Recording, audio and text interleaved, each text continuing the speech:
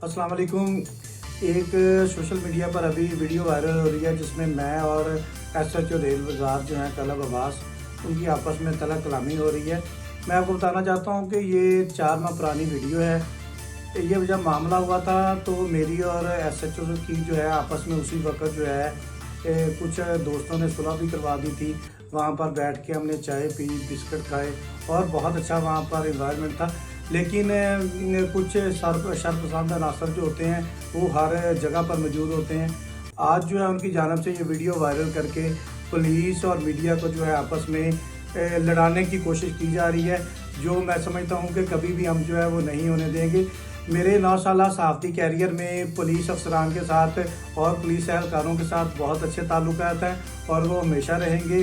जो दोस्त जो हमारे खैर खा दोस्त इस वीडियो को वायरल करके ये चाह रहे हैं कि कहीं पुलिस और मीडिया की लड़ाई होगी, तो ऐसा कभी भी नहीं होगा। ये उनकी खामख्याली है। अस्सलाम वालेकुम।